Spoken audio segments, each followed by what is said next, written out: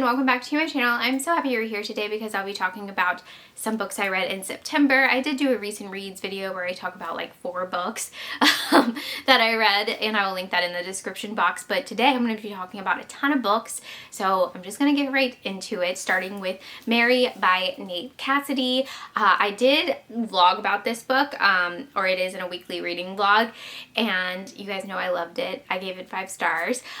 This is about a woman named Mary who is going through that change in life later in life, and she's not super excited about it because it's not an exciting thing, I guess. And she goes to the doctor about it because she's starting to experience other things, and the doctor's like, oh no, this is just, you know, pre-menopause, and she's not convinced 100%. And some stuff happens at her job, and she gets not a chance, but she has to go back to Arizona to take care of her aunt, and in a weird town. And that's all I'm going to say, because this book started out as one, like, kind of a really small, intimate story, and it got really, really big, but still from Mary's POV, and I really liked that.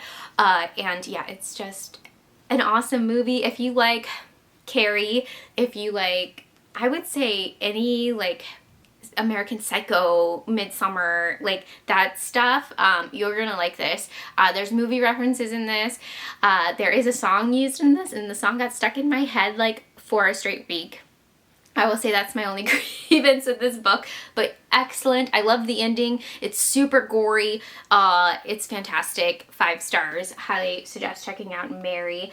And yes, everything on the cover too works with this story, and it's just perfect. It's excellent. So the next book I ended up reading was Daphne by Josh Malerman. I got this from NetGalley, and I ended up giving this one 3 stars. It wasn't my favorite Malerman. I felt like it dragged a bit. There was a lot of basketball talk in this. I'm not a basketball person. I'm not a sports person. So when there's a lot of like heavy sports stuff in it, I'm just kind of like lost, and it happens at the beginning of this. So it took me a second to get into it. I actually DNF'd it last month, or like, yeah, in August, and then picked it back up for this in September. And yeah, I just wasn't connected with any of the characters. Maybe the detective in it. I liked the detective storyline. I felt more interested in that than the girl's storyline. But yeah, overall, there's like maybe one creepy scene in it. But yeah, not a huge basketball person. So 3 stars. If you are a basketball person or played basketball in high school, I think you'll really connect with this. Maybe. I don't know.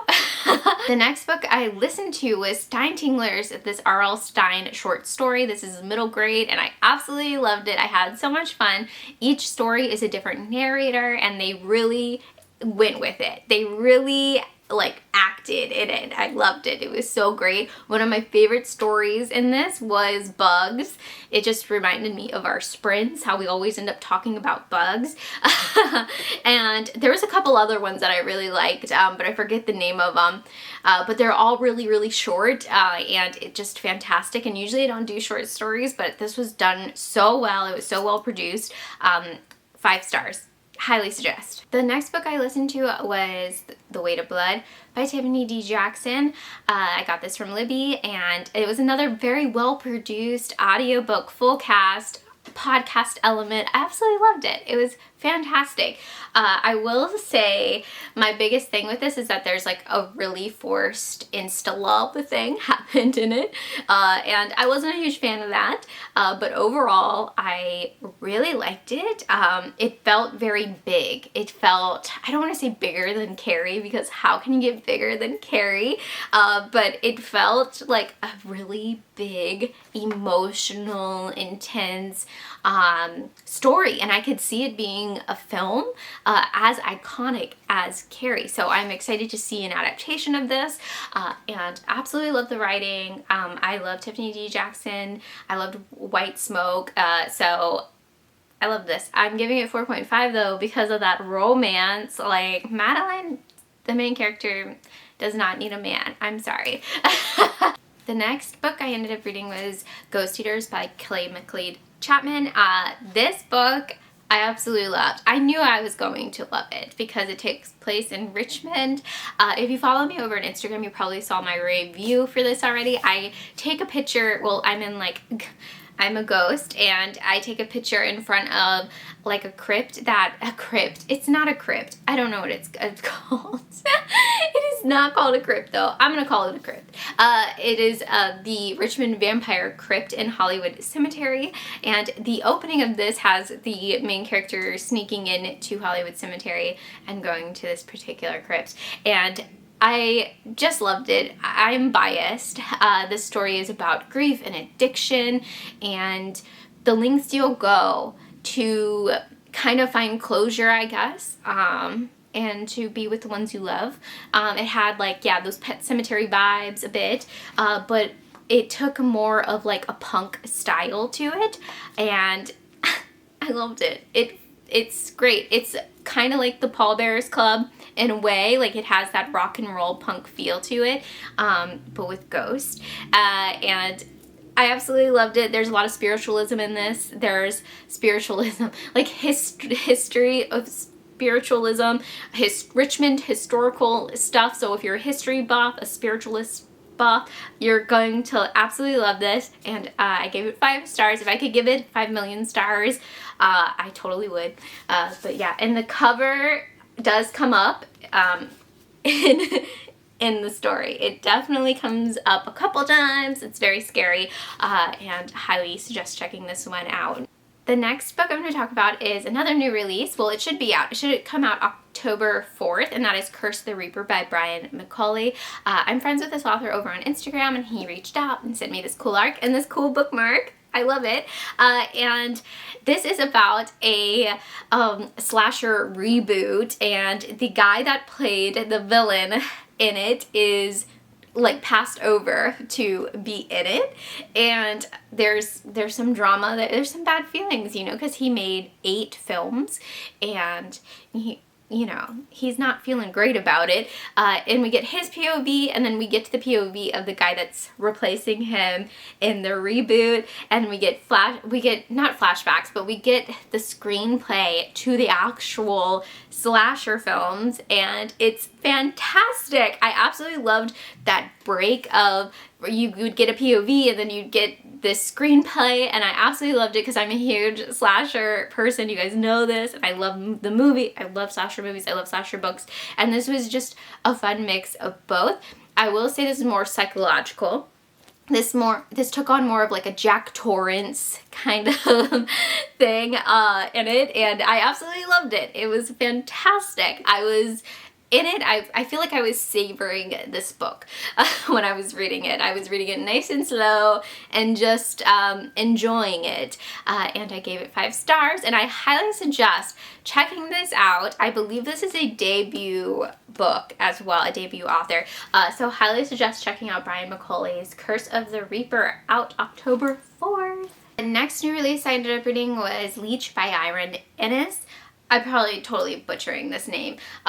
And this is like a gothic sci-fi horror book, and I enjoyed the beginning of it. I liked the opening, like first 20% or so of this, but it got kind of repetitive, and also I was getting mixed up with like POVs, because I did listen to this on Scribd. I also had the ARC, but I was like, oh, it's on Scribd, I'm gonna listen to it. And it had like the voice acting, I guess, was this very similar for different characters in it, so I was getting confused. And this book is like, it shows you a lot, but it doesn't explain like anything. I feel like you're just kind of thrown into this institute where a doctor dies, and then the main character goes to like replace him or like figure out what happened, and ends up finding this the Leech, I guess, because it's explained this way, and there is definitely like The Thing vibes and Prometheus vibes in this, which I did like that aspect of it, but other than that, I was just like, what am I listening to? So maybe I should have read this physically or read it on my ARC, because I was very confused, honestly, like towards like the middle, and then at the end it like threw in this whole other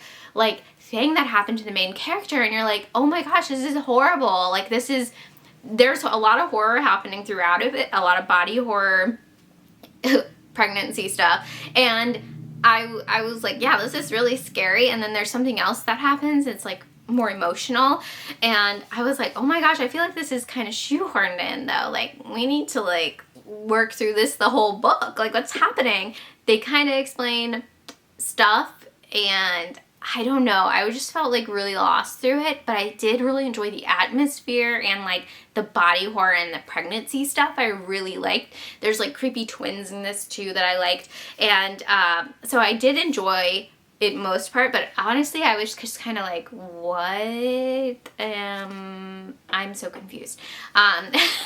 It almost read like fantasy a little bit for some reason. I don't know.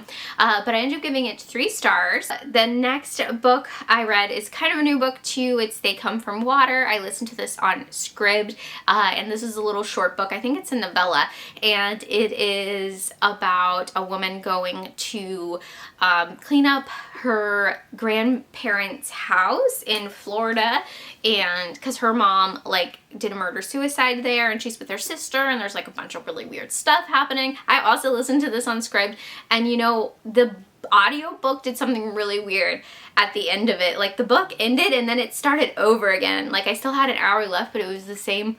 It was the beginning of the book, and I was like, what is happening right now?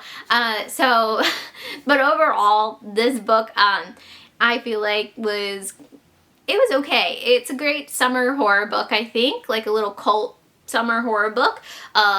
Very weird, but yeah, again, I was just like, it might have been a little too short, so I think I'm leaning towards like a 3-star. The next book I ended up reading was The Book of Cold Cases by Simone St. James. I ended up listening to this from Libby, and again, I wasn't like blown away by it.